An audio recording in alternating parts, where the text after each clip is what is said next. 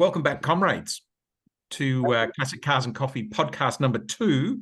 Number 1 was such a ripping success, and it's a joy to be back with my 5 dear comrades in arms.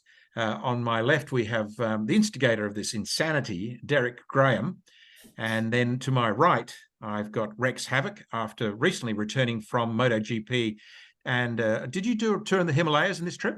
Yeah, I did 10 days in the Himalayas and then finished off with the MotoGP. Well, you're a strong man. Nice. And down the bottom, we've got Jeff, and he's got some interesting tales to tell. No doubt he's bought and sold 15 cars since last time we caught up. And I'm very keen to see how Ross Mace has got on with his Mini, if he's made any progress, if all 5 of us will fit in it very shortly. So look, Ross, you're the superstar here. Rex, you're the superstar here. Oh, come on. Returned.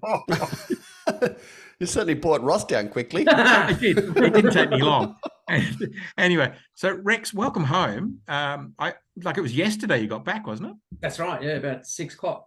So let's please, if you wouldn't mind, starting with the tour of the Himalayas, what that looks like, and how many people went, and any events, and then we'll get on to the MotoGP. Would be sensational. Yeah, sure. Well, there was 11 people that came on the trip. 10 of us on bikes, and the 11th person was a pillion. And we landed in Delhi, which has no redeeming qualities whatsoever. And then, sorry to our Indian viewers, but we then went from Delhi straight up to Leh, right in the northern Himalayas, so the state of Ladakh. And that place has a fascinating history. I'll let you look at that. Rex, I've heard that the best view of Delhi is in the rear vision mirror. Yeah, absolutely. I heard it was from 40,000 feet. 100%. In a flyover. Go ahead, Rick. Sorry. And then from Ladakh, we rode west. I could go on for the whole show on this particular trip, but we went west out to Srinagar. We saw the tomb of Jesus. That can be another hour, but look into it, because Jesus did live in India. Okay. But then we went from there down into the cliffhanger, which, if you've ever seen any videos of riding in the Himalayas, you've probably seen this road where it's built into the side of a mountain. Yes. It's billed as the most dangerous road in the world. So we did that, slept up on top of a mountain with no Wi-Fi, no nothing, just a million stars above us.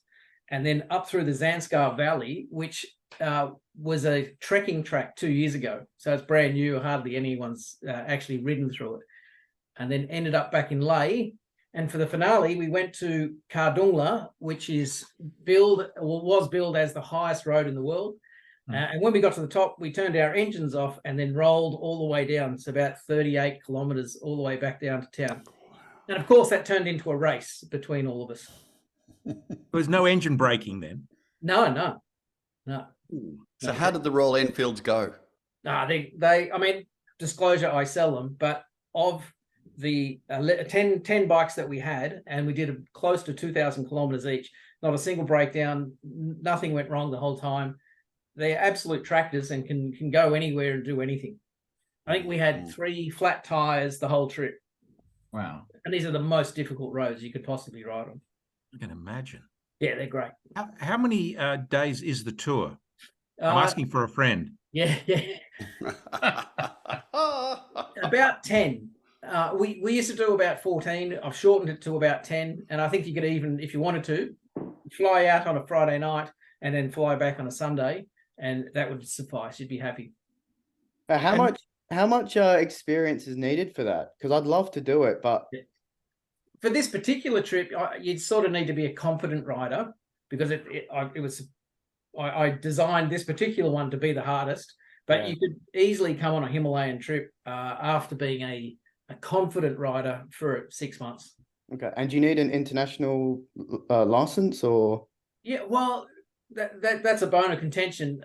As long as you're licensed to ride in your own country and you stay within the. So if you can ride up to a 650 in Australia, you can ride any Royal Enfield overseas.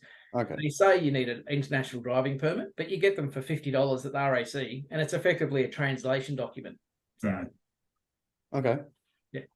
And do people fall in love with the Royal Enfields? Yeah, absolutely. A lot of people who've been on these trips will go back and purchase one. Two of the guys that were on this trip have got a Himalayan and a Bullet 500. So, yeah. Rex, tell me about the format. So you have pre-booked accommodation and meals and things, or the one I did in France, we got breakfast and dinner, and then we just made up our own plans for lunch. Yeah. So India works very different to Australia. So you try to want to take out all those annoying things as possible. So the idea is that you land and everything is looked after, from the minibus back to the domestic airport, breakfast, lunch, dinner, petrol, accommodation, everything's done. So all you need to do is follow the guy in front and have a sink of beer in the afternoon. And that's it. Awesome. Yeah, it is.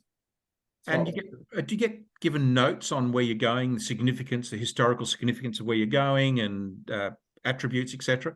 Yeah, I think the people that enjoy the trips the most are the ones that don't read the itinerary. Yeah. They work their butts off until that Friday. They then get on the plane and they just go and follow the guy in front. When I'm there, I'll sort of give them an update of why the Aryan Valley is so special. And then why Srinagar is so special, and each particular place and the historical significance of all the places. Now, I'm okay with this, and I'm. What sort of money? I'm asking you a question that might be kosher, might be not. What sort of money's involved for me, as an example, to not including airfares, but say book a 2,000K trip in the Himalayas? Well, for most people, it would be about $4,000 US.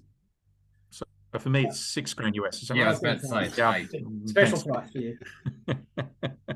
That's similar to what I paid to do 2,500 Ks in the Pyrenees back in June of this year. So yeah, so it's a great. I mean, that was a great experience too. Rex, it's inevitable. I will be there with you. It's inevitable. Good. Now, then you landed back in back for the MotoGP. Yeah. So you drive, like there's 11 of you, you're riding your bikes now back into a big crowded city. Yes. Well, we flew back to Delhi. Okay. And then when you're designing something the first time, not everything goes right. So looking for accommodation close to the track is really hard. The track is in the middle of nowhere. And the pricing of all the accommodation was like $1,000 a night. It was crazy. Yeah. So I chose somewhere that was a little bit further out. So 24 kilometers from the track. Doesn't seem that far. It took us a minimum of 90 minutes to get to the track. 30-degree heat, 95% humidity, cows on the freeway, monkeys jumping from one side of the road to the other, and insane traffic. So that wasn't much fun, but there wasn't much we could do. And then trying to get a taxi at the end of the Grand Prix on the Friday and the Saturday and the Sunday would sometimes take us 2.5 hours, because you've got up to 100,000 people at track, all trying to get an Uber or an Ola or whatever ride share, and the network can't handle it. So nobody can get anywhere. So sounds like India. Yeah. Yes. I'm told it's the same at the stadium. Trying to get out of there, the network goes down. I don't know. Yeah. Great race. I really enjoyed it. Also, that we were talking earlier about just the heat exhaustion at the end of the race. I forgot the name of the rider that was on his knees afterwards. Martin. Okay, Martin. Yep. And the pouring of cold water down the back of his neck, and these are extreme. Also, I didn't hear any commentary regarding it, but some of the bikes look like the tires were melting, like particularly rear tires. I saw quite a few people lose the rear and then regain it without a high side. And I'm going, this is unusual. And then kind of twigged that it was that damn hot. Oh yeah. Well, I think that's one of the reasons why they shortened the race for a couple of laps. They weren't confident that the tires would be able to handle it. Yeah. Did you have a grandstand seat? Were you in the shade or? No, we weren't in the shade. We were at the second last corner. The grandstand prices were exorbitant, and it's not a great place to view it because they're just going in a straight line. Yeah. So we were on I chose the best stands I could find. It was turn 13. So you could see them coming out of turn 4 and then the whole of the what do you call it? They call it the parabola. I think they're trying to say parabolica. And then it was a off camber right hand, and you can't view the outside corner. So there was a lot of people losing the front into the dust. It was great. Not for them. No. Now, Deryk, what have you been up to on your boat? I imagine. No, I went to the Grand Prix in Singapore. Oh, you are fancy. See that? See that? Over here, I've got, bowls of rice, Himalayas, and over here, I've got yachts in Singapore. Deryk, tell me about it. Sounds like the lifestyles are rich and famous. Did you go to the so I Singapore went up to Cricket Singapore Club? for a conference called Token 2049, which was a cryptocurrency conference. 10,000 people were there and 400 side events, biggest conference in the world. So essentially that entire world of digital assets and cryptocurrency is just leaving America and going to Asia, and Asia's booming. So it was a fantastic conference. But they were smart enough to put it on when the GP's on. So a lot of people that had no intelligence, capability, social skills, personality whatsoever, they left on Friday and missed the GP. But all the other good people, they stayed the weekend, and certainly I did too. My God, it was just a fantastic event and such a great race to watch. Singapore is under lights at night. You'd want to be, because it's so goddamn hot during the day. It's just hideous. And so Singapore's under lights at night, and in the afternoon you can hear the sort of DTM equivalent GT classes racing, which have the Aston Martins and Audi V10s and of course the occasional GT3, and then of course they've got the GT3 Cup car racing in the afternoons, both Friday, Saturday, and Sunday. All of those are great fun to watch because these cars are incredible and fast. On Friday, I was actually doing business in the CBD. And as I was walking around the CDB, you could just hear this buzzing, like really angry bees constantly around your head. Well, that was the flat six Porsches racing around the track about 1 kilometer away. There's that much sound coming from it. Yeah. So those races are great to go, great and see. But the actual race on the night was just 2 hours of just fighting to the last little bit. And Jeff, yes, they did overtake. There was plenty of overtaking because they slightly modified the course. And we watched a few of the great overtakes, inside corners and all sorts of things. But the race was a race of great strategy. And Carlos Sainz won it. My God, he was good. I just loved the race. It was brilliant right through to the end. Yeah, and, pretty good, but no MotoGP. Well, anyway, it was good. Robbie Williams played afterwards. Kings of Leon played the night before. The event is just so worth going to. And yes, they triple the rate of the hotels for the nights. Yeah. Triple. Yeah. Not nice. Interesting fact. When Formula One was at the New Delhi, the Bud International Circuit, 10 years ago, the lap time was 1:27. The lap time for the MotoGP was 1:44. So even though the MotoGP is much faster down the straights, they're 16 seconds slower around a lap. Yeah. It shows you the traction that the cars have got. Yeah, It does. The other thing is that, when you drive around the Nürburgring, you get the sense of it then. Like these things just down the straightaways, you go, whoom, past you like that. And around the corners, they're annoying flies. They're just all around you all the time like this, trying to duck around because they're slow. But, when you get to the straightaways, they eat you. So, yeah, that's the reason the numbers are there. Hey, Jeff, down the bottom there. To my left. I just went to Sydney. I went to Sydney for World Time But Attack. you went to for the what was it called? The speed trials or something? Yeah, World Time Attack. So tell me about that. Firstly, tell me about like the concept of the event, and then tell me what it was like. Yeah, so Time Attack is just it's about getting one good lap out of a specifically built stripped race car. It started in a racetrack called Tsukuba in Japan. And it was a real bragging rights thing between all the Japanese aftermarket parts manufacturers, and they just kept knocking time out of this racetrack. So a guy called Ian from High Octane, who is a parts rep in Sydney, started World Time Attack maybe about 10 years ago. And Love the name. now they're just bringing cars in from all over the world. So there was cars from the US. There's frequently cars from Europe, a couple of Japanese cars. But I think that the two cars that I was most excited to see was there's a guy called Ryan Turk, who is a professional drifter. He has built a current model Supra with a Judd V10 in it. So that's that's the customer spec F1 V10 from 20 years ago. Yeah. So that thing just sounded insane. And a guy called Mike Burrows has built he calls it a 288 GTB, but basically it's a 308 Ferrari, but it's got a Honda K24 in the back of it. They fixed it.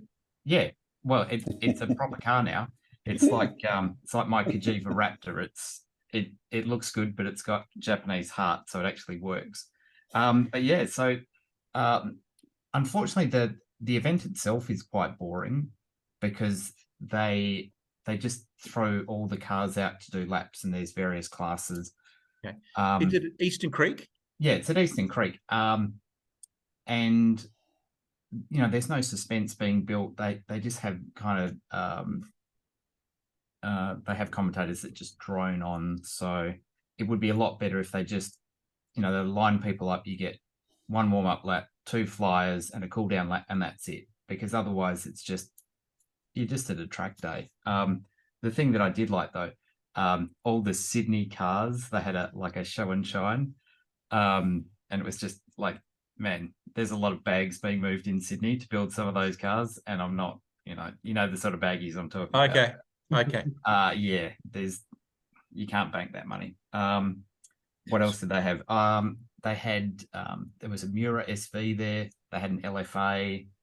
They had one of Mad Mike's drift cars. There was a few drift demos, but for me, it's just about going and seeing all my mates and hanging out and just taking 3 days away from Perth. So a bit like Deryk, I did some business over there because, hey, it's always a business trip. So caught up with some suppliers. And I have bought a couple of cars, Simon, funnily enough. Oh, what a surprise. What are they? Do you mind sharing with us? I bought an Audi S6 station wagon and a Avant. So that's a 2013 V8 twin turbo. In a Passat? Pardon? Do you mean a Passat? It's not a Passat. Well, actually, I was about to say Passats never came with a V8, but they did. It was a W8. Yeah. No, so I bought that in Japan. I got a 350Z, which I haven't ever had before. Really good car. Really enjoying that. And I bought another MX-5 because you can never have too many MX-5s. So. And you can fit them in somewhere. I know, they're only small. But yeah, so earlier on when you mentioned professional drifter, I actually thought you meant professional grifter, which takes us on to Ross. Ross. He could be a drifter as well. Time tonight. What have you been up to, Sunshine?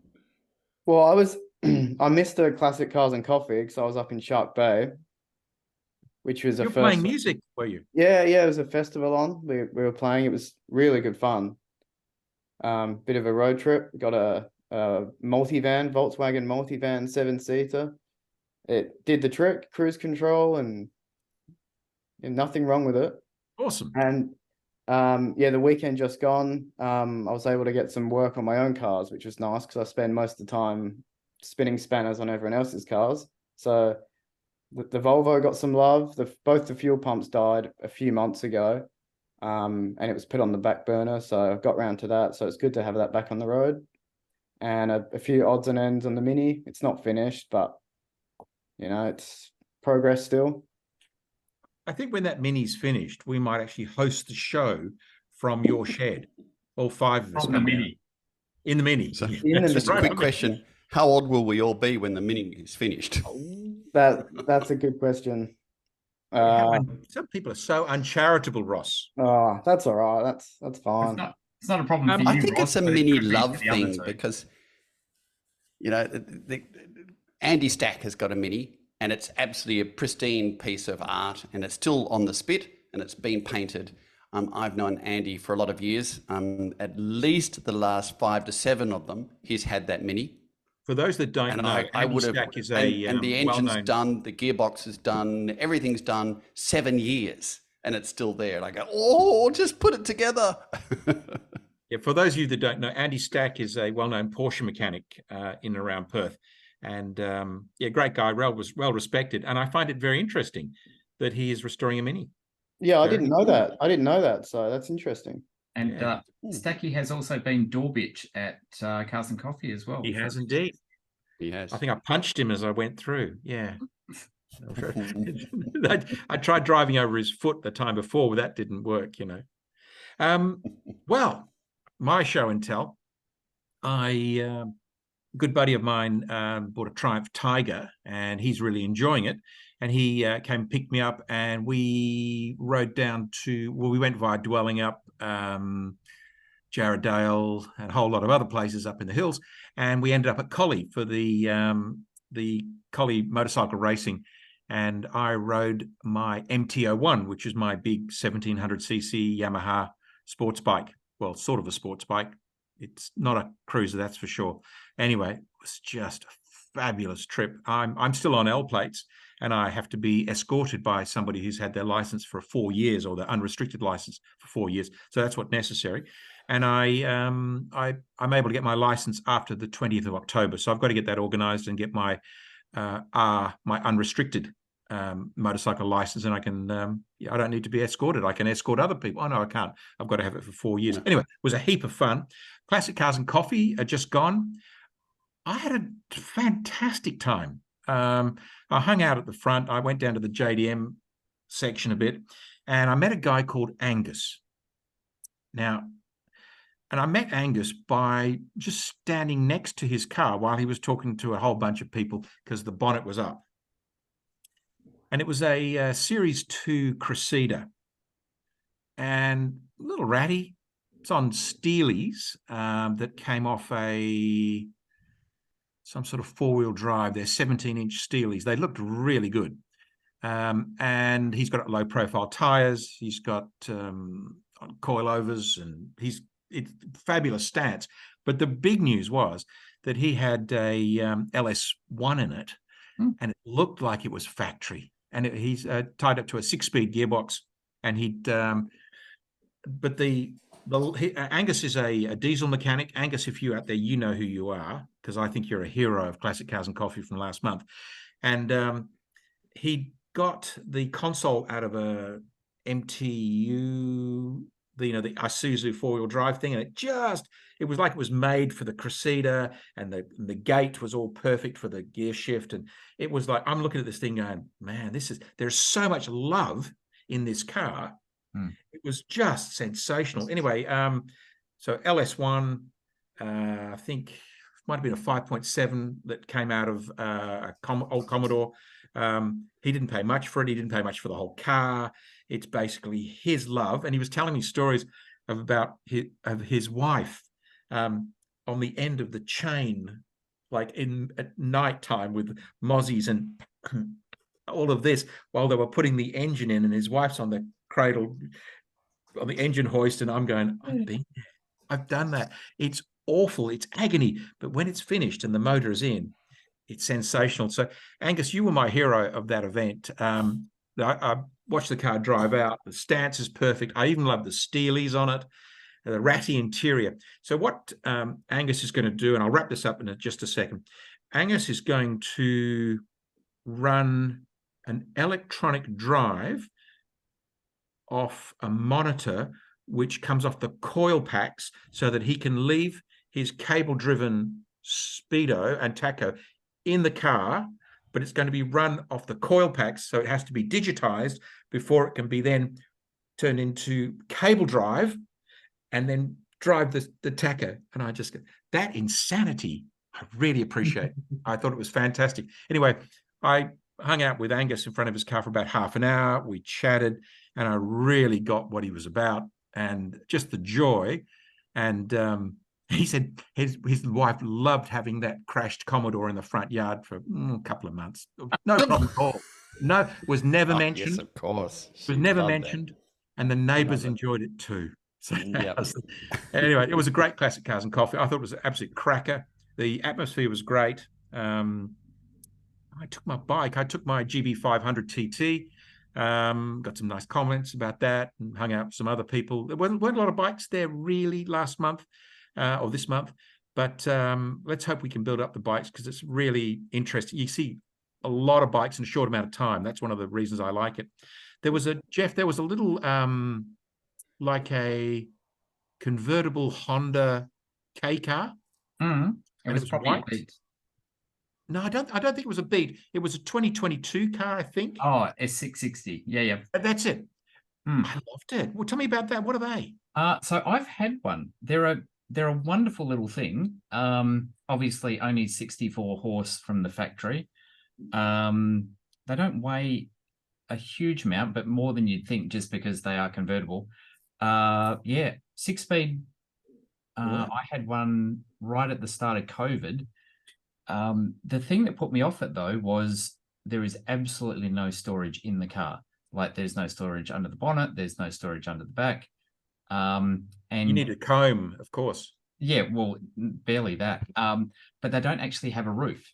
They have a canvas roll that you then unroll, and that is your roof. So obviously you can get a carbon fiber one. But yeah, I loved it, but it was about the most impractical car I've ever owned, and that's saying a huge amount. So yeah, love them to bits. One day I will have another one. The driving experience, are you sort of hovering around 8,000-9,000 revs all the time and actually wringing its neck? Not really. I mean, because they're a Turbo 3, they've got a surprising amount of torque. I mean, they still rev out. But from memory, I think they're only redlined at maybe 7, 8 or 8, so not incredibly high. Yeah. I remember ragging mine through the back streets near your place, actually, Simon. So it just K cars are great because they're so small. You can straight line pretty much every traffic calming device known to man, a bit like a motorbike. So they're mint. Fantastic. Yeah, some interesting cars there. I particularly liked. That was, for me, they were the two standouts for totally different reasons. I like the shape of that little Honda, whatever it's called, CV6, whatever it was. I like. Yep. I thought they were a good-looking car. Reminded me a little bit of that front-wheel drive Lotus Land that they, the last. Yep. Yeah. I thought good-looking car, and then that Cressida, I was just swooning over it because it said all the right things, And I think the whole thing, including the V8 conversion and all the rest of it, he's getting it engineered shortly. It owes him about close to $5,000 all up, and I'm going, that's an awesome car. It just looks so good leaving. Did anybody else go to Classic Cars and Coffee on the weekend? Yeah, it was great. I think the rain probably kept a lot of bikes away. Yeah. So I saw a couple of there was a Ducati there that was, I think I was talking to him. He was $48,000. It was a brand new V4 Panigale or something. Yeah, and he'd spent $12,000 tuning it, and he was and it went from 214 horsepower, I think, to 220, and he's going to spend another 10 on it to get it to go to 230 horsepower. And he takes it to track days, which is pretty amazing. Gosh. Man, they're expensive horses. Oh yeah, real. Yeah, they're expensive horses. And so, anybody else, before we move on, anybody else been anywhere else over the last since we last caught up? No, So- just been hanging around. So that's a good life, isn't it? Yeah. And what a beautiful time of the year to hang around. Deryk, you've been over Rotter on your boat. Oh yes, yesterday was very nice. Just For, sublime. Actually, it wasn't Rottnest. It was to Herring Bay, which is at the north end of Garden Island. It's not very well known, and it's just pristinely pretty. So there's no Rottnest Island pub. There's no tourists cruising around the place. There's nothing. There's just this pristine beach and fantastic. So it's a little bit like Parker Point in the fact that it's mostly sand and it's crystal clear underneath. And it's surrounded by reef, so it's great diving and a nice spot to unwind. And there was a total of 5 boats out there, so Beautiful. It was a nice place to go and unwind. It was a good Yeah. thing. Just thinking about Classic Cars and Coffee, though, the last one we did, I just quickly checked, we had 380 cars at it, and it was raining a lot. It was And actually raining quite severely. It wasn't just Yes. like a drizzle. It was. Yeah, there was actually hail at one stage, tiny little pieces of hail, and it was cold. So normally I give this sort of good morning, everybody, welcome to Classic Cars and Coffee, like at 6:30 a.m. in the morning. And so I try and talk the weather up, and I said, I can't tell you, this is actually, it's cold out here. You know what I mean? It was. And It it was might freezing. rain this week. And it did. And there were still that many cars there. And we also saw Lawrence turn up with like half a dozen exotics. You know, McLarens, Lamborghini, you know, Countach, new models, etc., and just these big Rolls-Royce four-wheel drive SUV, and a lot of things. And K-Tech turned up with some really great retro Porsches, the sort of the jeans version of the 911 Porsche race car from the 70s, and you know, and some really cool things like a 924 that they'd sort of turned into a rally car. You saw that? They lifted it, they put knobby tires on it, they turned something that was kind of not exciting into a really cool car. So we saw that, but lots of other very cool cars came along to it. And yes, of course, that's why there weren't that many motorbikes there, because the weather was a bit inclement. Yeah. Well, it's confession time. During the week, I had to phone my good friend Jeff Ash and seek counselling. You see, I'd been on Marketplace. I'd been 2 a.m, and I found a Nissan Bluebird, 1967. Was that the first or the second of the series? I can't remember. It was anyway, a P411, yeah. Yeah. I was very excited.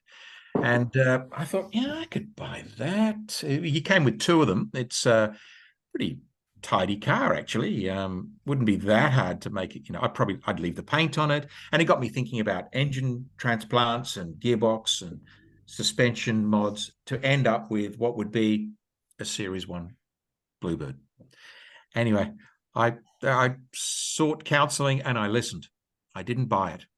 So, but I did fantasize about it for several days and educated myself an awful lot on Series 1 Nissan Bluebirds, and it's still out there. It's still on Marketplace at the moment. Comes with 2. There's one in the shed and the one that it was licensed until 2 years ago. And I look at things like that and I go, that's, you know, an opportunity. It almost, because it was, I think it's a Pininfarina design, and I look at it and there's some elegance to it that could be certainly enhanced upon, and having it sort of look like something like a 2002 BMW, that sort of thing. It's certainly the size and the blockiness, that 3 square box design. And I'm going, Anyway, I didn't do it, but I have been reading this. And this has taken me on a completely different journey. I know where there's a cheap Corniche if you want one. So do I, actually. Okay. Is it probably the same one, Ross? Fixed head or a Roadster? It's a convertible. Oh, no, it's not the same one then. Oh, really? Yeah. Is the convertible got a bucket engine in it, Jeff? I think that goes without saying, doesn't it? 6.75 litres of nothing. They put them in armoured cars, Jeffrey. Michael quality. That's right. They got them up to 550 horsepower by the time they finished with them. And even that, although the statement was that there's not a single nut, bolt, or fitting that can fit from the original engine to the one they actually got to 550 horsepower. But they put the 500 horsepower one straight into the last of the Enages, the Bentley Enages. So I need psychological counselling. I've been spending evenings. Come to the right place. This is where I need to be.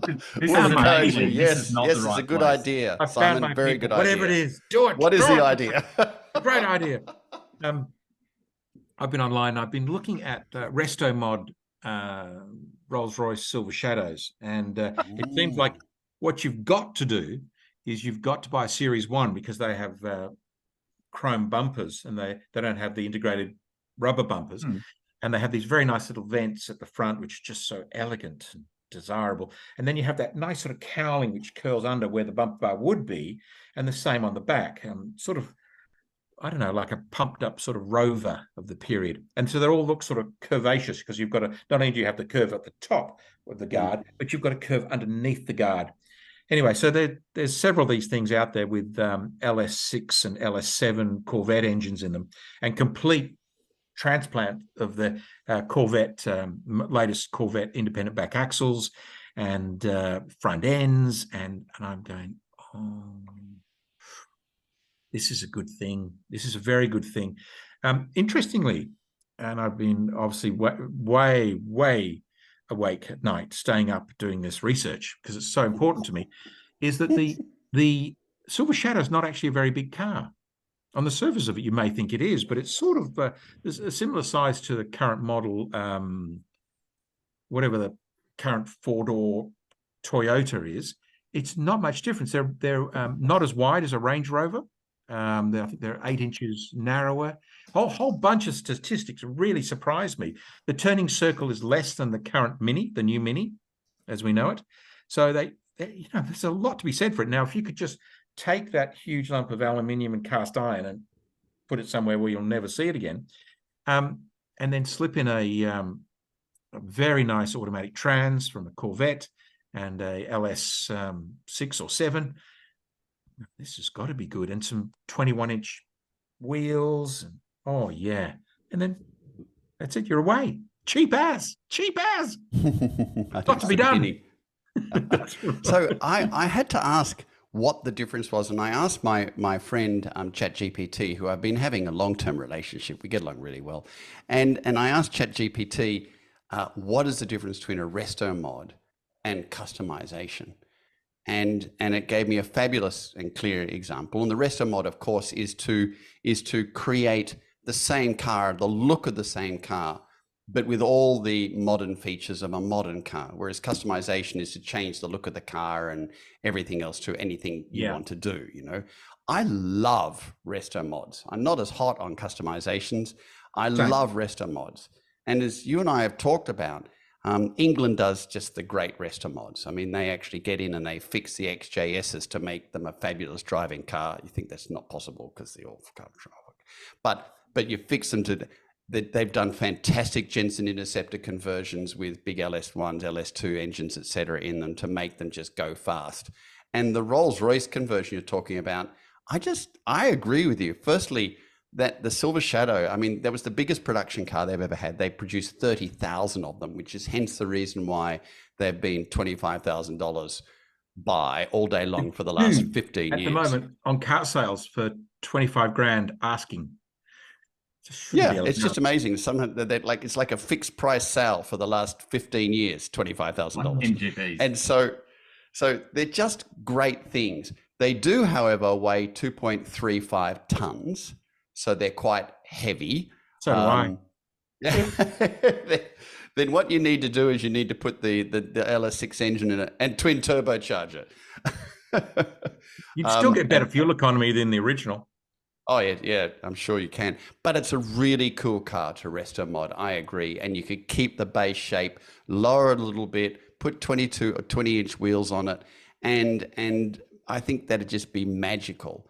It wouldn't be an engine swap, though. I think it would be an everything swap, because you've got to get that car to move, and then you've got to get it to stop, and then you've got to get it to go around corners. So there's a bit there. You couldn't swap the interior. The smell of those interiors is just incredible. You can almost smell the leather through the windows. It's Now, Ross, and the stale coolant. Yeah, it's under the carpet from the heating core. We've all been there. I can't say I'm as enthused by the whole Silver Shadow thing. My wife's auntie had one that had been in the family forever, and she's like, "Oh, you need to drive the Rolls." I'm like, "Oh, okay, sure, I'll give it a bash." It was one of the least pleasant experiences I have had driving a vehicle. Steering box. It felt boaty. It was overheating pretty much as soon as it left the garage, and yeah, I hated every single minute of it. So I have no love for any sort of Rolls-Royce, unfortunately. I had a similar experience with a Volkswagen Combi. I was really excited to get behind the wheel, and then I was just let down. Yeah. Never met Same you, here Deryk. with an XJS. I got behind the wheel of an XJS and thought, this is an insipid lounge room chair. What happened to the sports car? You know? Yeah, that's true too. It's at this point that I confess. My family had 3 Rolls-Royces. My father started with a Shadow 1, which was the ex-Lord Mayor's. That was Sir Thomas Wardle's car, and it was beautifully kept. And Jeff, everything you said is right. The steering is, there's no feeling at all. None. There's no relationship between the steering wheel and the road. It just points you sort of in the direction you go. Yeah, vaguely. And so that's, for a driver like you who's forever in and out of, hard-edged, exotic Japanese metal, that's never going to float your boat, Sunshine. It's never going to happen. However, my dad did go on and buy a Corniche that the Myers family used to own. And he had it sort of a mild restoration done on it, painted red with a magnolia roof, and it ended up being and it was a lovely car to drive. And it was I think the first model with rack and pinion steering rather than a steering box. Oh wow! Yeah. And they'd sort of, and they'd done away with these sort of hydroelastic coil things at the front because they didn't need them, and it sort of handled. It was okay. And I remember picking up a friend of Japan, Dad's, who was here from Japan, from the airport, Yuki, his name was. And Yuki arrived in Australia for the first time, and Dad picked him up in the Corniche, which with the top down. And this tiny Japanese man took off his belt as we were driving along because he was so shocked and overcome by the sense of space and air and the light and the beauty of what we had. And he stood up on the passenger seat in the front with his hand on the windscreen like this, and my dad's like trying to and he didn't want to touch the brake because Dad obviously knew the consequences of touching the brakes with somebody standing on the passenger seat. Anyway, so we coaxed Yuki down, and that's a very lasting. And I bought that car at the 1985 Adelaide Grand Prix, the first Grand Prix in Adelaide, and I'd been at the beer tents. They'd have these huge cages outside the beer tents where they put all the old cardboard boxes and the wrappers for the beers. And it was hot, and I'd been drinking. And there was 6 of us. We drove across in a Tarago, non-stop, only stopped for pee and fuel. And we were having a fight in the box tent, in the cage. So I had one of my disreputable friends had grabbed my shirt and torn it like this. So my shirt was torn right down the center. Anyway, I went to the Grand Prix auction and I bought that Rolls-Royce Corniche with a sunburnt, slightly beery breath and a big tear down my shirt. And I bought that car for my dad at the 85 Adelaide Grand Prix auction. It was a fantastic moment, actually. And then the last one, Dad owned Rick Stowe's. Rick Stowe's a coal miner, or was a coal miner here in Perth, is a Silver Spirit. Now, by then, they'd sort of lost the charm as far as I was concerned. The looks had gone. They weren't as good as the original, the Shadow, in terms of its presence as a road presence. But it was still a big car. But they'd got them to handle, Jeff. They'd got them to stop and handle.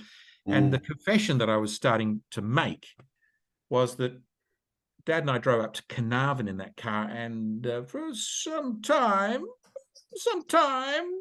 I'd been sitting on 225 kilometers an hour for a while, and I was coming down off 225 kilometers an hour because my dad had woken up in the passenger seat, and he opened one eye and he looked across and he went, "How fast are you going?"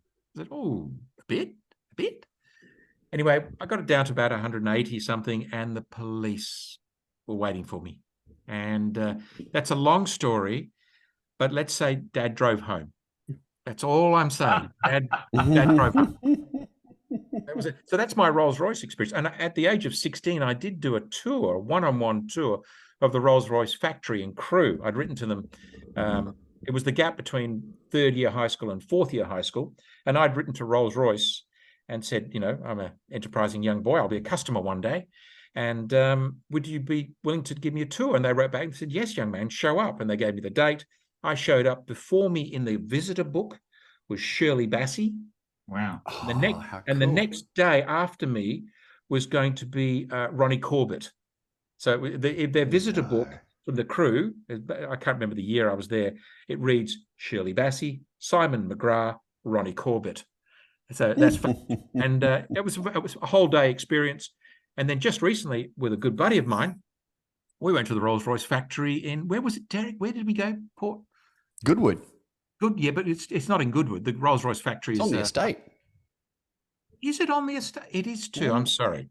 So I went back, and Deryk and I did a tour, a one-on-one tour, and we had a meeting with the head of marketing for Rolls-Royce in the boardroom, and we did a whole day tour, morning tea in the boardroom. It was quite fantastic. So I've got fond memories of Rolls-Royce, but Jeff, everything you said is true.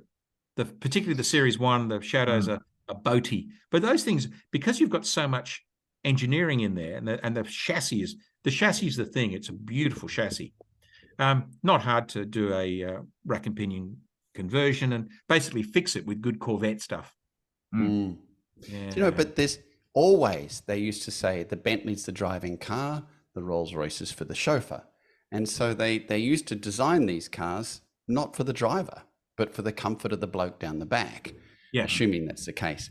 And I drove a Bentley Enage Turbo about a month ago, 450 horsepower version, not the 500. And they also had 400 horsepower version, and in Perth. And oh my God, it's fast. It's like, and you kick down the accelerator and there's this incredible roar of this V8 that's all of a sudden thinking, well, normally you don't hear me, but now I'm allowed to say something. And it just wedges you back in the seat and takes off. It was good fun.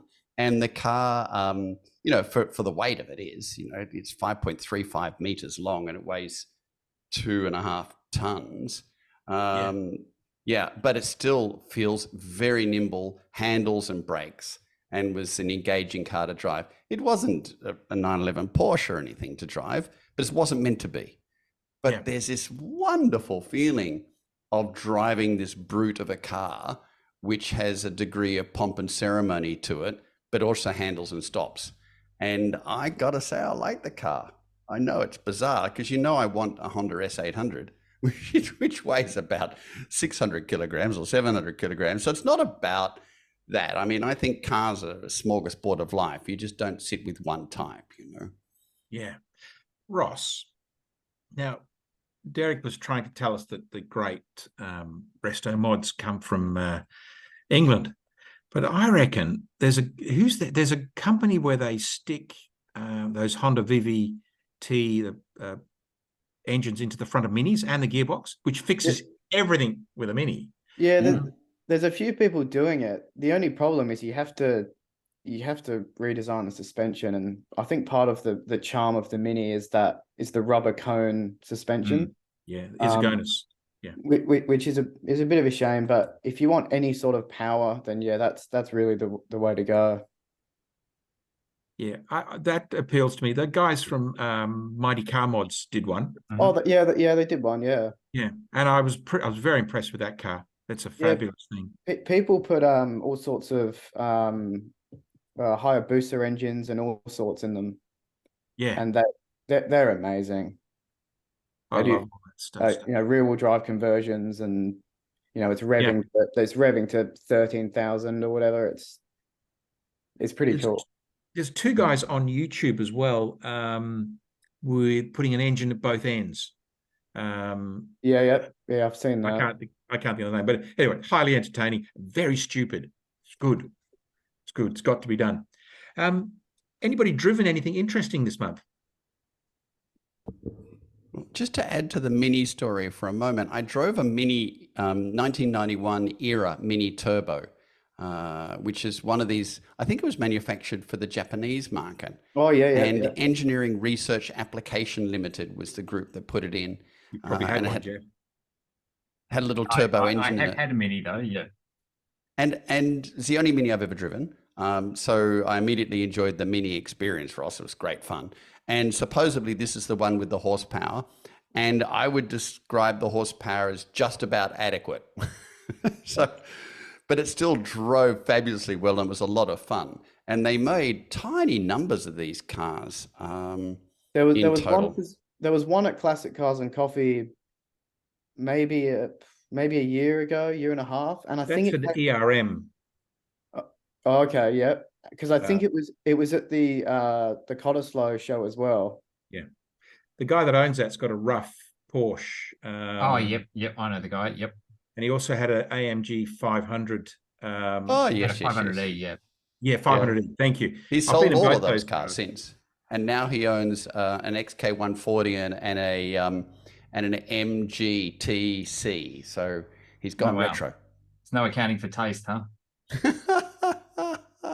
Just before we leave Rolls-Royce, in that year that Deryk and I went across to the Goodwood Festival of Speed, I was lucky enough, so I had an ABC press pass that ABC here in Perth had given me. Fools. How do you get those, Simon? Can you print? Can you photocopy them? I don't know. I don't know. But anyway, I had one, and that allowed me to get everywhere. But the pass that Deryk and I had was a driver's pass, so we were on the inside, not the outside, with the unwashed.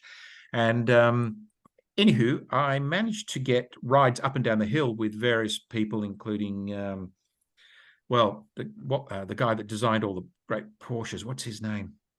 Anyway, it'll come to me. And he was telling me his name. He had to tell me 3 times before I got who he was. And he nearly designed every damn current model Porsche there was. And yes. Designed the Boxster, actually. Yeah, I'm trying to think what his name was. Anywho, so I hopped into the back of this V16 Rolls-Royce Phantom twin turbo thing, and a guy who was the clerk of course for Formula One was driving it, and somebody from the BBC was in the front, so I was in the back. Anyway, this guy turned off the traction control. This is a big Rolls-Royce, not one of the sort of compact models you can buy today. And I think it's on 24-inch rims or something like that. They're massive rims. Anyway, he turned off the traction control, absolutely smashed the accelerator pedal, and the car didn't move off the line instantaneously. It was just smoke coming up, and it was like a block of flats that had caught light. And eventually it just started to go a bit sideways, drifting sideways a little bit, and then took off up the hill like you wouldn't believe, with 2 big black smoking flaming lines behind it. It was awesome. It was absolutely awesome. And that's the end of my Rolls-Royce stories for today. So was it Harmlegay or was it Grant Larson? Yeah, Harmlegay. Thank you, Deryk. You win the beautiful lounge suite. Congratulations. Yeah, it was him. And he was my relationship with ChatGPT coming through again. And back then I had the 968, you see, and I was very keen to see if he had a hand in that. And he said, "I have a hand in everything. Everything is mine. I had no idea. It's me." Yeah, that was quite a trip, that one. It was a great trip. Did anybody go to Fremantle on the weekend for the 40th anniversary of the America's Cup? Anyone head down there for the concert or the crowd? No, me neither. I went for a ride on my motorbike instead, which is obviously, Rex, you'd agree with that's the best thing to do. Yeah, nothing better. Something happens to me, and every time, if I go and ride a motorbike, within a meter, it's all it takes. It's like a meter. I go, oh yeah, this is right. I'm meant to be here. This is so right. And by the time I've had half an hour, I'm feeling on top of the world. And that sense of freedom is fantastic. We've got some terrific roads in the back of Perth up through Dwellingup, Jarrahdale. Yep. I'm trying to think of some of the other places we went through on our way to Collie. But we watched about 3 races at Collie and headed home. It was what a fantastic day. Yeah. We're so lucky that we've got all this around us. Double demerits on the weekend, though, fellas. Anybody lose any points? Hopefully not. That's right. I don't know yet. Yeah, ask me in 2 weeks. That's right. So we've got the West Australian Festival of Speed coming up, Deryk. Yeah, it's this weekend, actually, on Saturday. That's right. So for the listeners, they may not get it by then, so I'm not sure how quickly this will get out.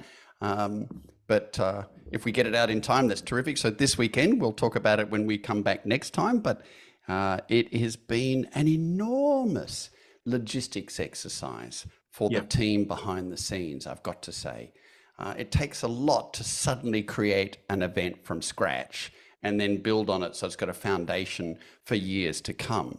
And so they're organizing the fact that it's a whole lot of cars on display, some 80 to 100 cars that'll be on display.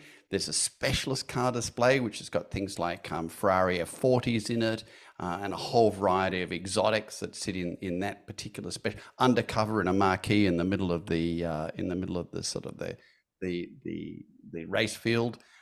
There are races there that are both display races where people can just go out and drive up to 110 kilometers an hour behind a car in front. So that gives an opportunity to feel what the track's like, and then to do that without helmets and with a passenger in the car and talk about the whole experience. Kind of fun, really. And that's totally sold out. And then there's an afternoon of a few races where people are ready to go out at full pace and experience the track, but they've got to have all the right gears, which is fire extinguishers and a helmet, CAMS license or equivalent for the day. And that, I think, has all but sold out too, which is extraordinary. And there's been close to 1,000 people that have bought tickets for it. So that is great too. So there's just a huge amount of activity behind the scenes to make it happen. I just was surprised. You know, I love saying this, hey, let's do the Festival of Speed. Such a cool idea. It goes really well in England. Think it'll go well here.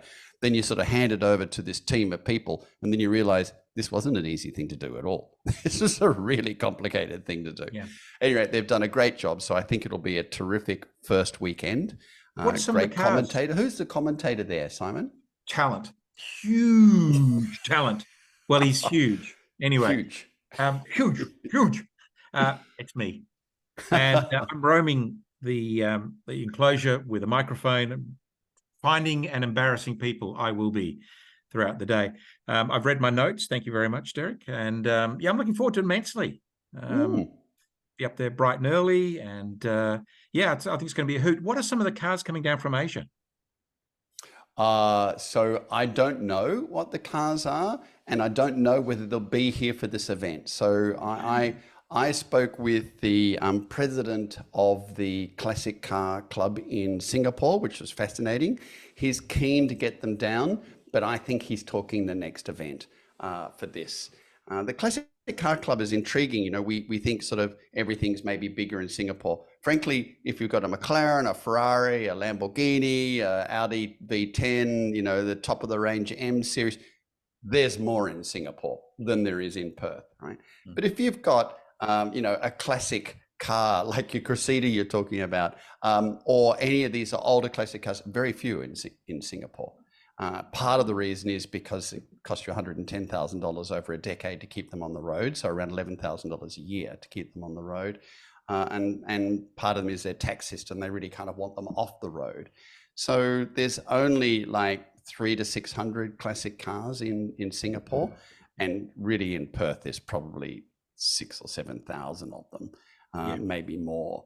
So the cars that I'd imagine coming down are going to be exotics next year as they come down. Hey Rex, have you any idea what the bike scene's like in Singapore? Oh, not a lot, but from the people that I have spoke to, I don't think customizing is allowed, so they don't touch a single thing. So I don't think it'd be great. Right. Okay. I could be wrong. Rex, thanks for your fabulous stories. It sounded amazing. The trip, I definitely am a customer in the future for the Himalayan tour. It's a given. And the Grand Prix, any chance you go back next year for the Grand Prix? No. That's a you heard it here first. The race is great. If I could get a helicopter and fly into the circuit, it'd be great. But if I have to travel an hour and a half each way in that heat and humidity, it's not worth it. I'll go to a different track. Fantastic. Anything you want to say before you sign off? No, I want to shout out to the gentleman who had the Toyota Royal Lounge at the last Cars and Coffee. It's a Tarago with lots and lots of windows. Oh, yep. That was my 13-year-old son's favourite vehicle out of everything that was there. So it's good to Love see he's taken after me. Ross, before you sign off, an ETA on that Mini? That's the problem with telling people you're restoring a car is every classic Cars and Coffee, someone says, "Is it finished?" And the answer is no. So Fabulous. I almost bought another Volvo on the weekend, but I was beaten. should have done it. I know. Well, no, I wasn't quick enough. That was that So wagon. you were beaten with a stick by your wife? Is that what you mean? Oh, somebody beat me to it, Deryk. Oh, okay, That's just couldn't Friday imagine night, that. Deryk. Someone else wanted it too. That's okay, right. that's incredible. I've got a video of that too, so don't worry. Jeff, anything on the water we should know about, possibly? Yeah, I have I've got a T5R wagon coming. Okay. Nice. What else have I got coming? Honestly, I really do forget sometimes what I've bought until it arrives in the driveway. But yeah, there's cars coming, Simon. There always is. As in an 850R? Yeah. So I've actually most of the 850 Rs and T5Rs that go to Cars and Coffee, I've actually imported from Japan. So there's 4 that I've bought in. But I wanted the OG yellow 5-spoke wheel, black interior T5R. So yeah, I've got one of those coming. So yeah, Fantastic thing. Yeah, magnificent. Can't wait. I've been watching the history of the British touring car round, and yeah, that's a great story of that wagon, how they raced it, and with the fluffy dog in the back. Wire ties. Incredible. Good old Jan Lammers. Yep. I love it. Deryk, before we leave.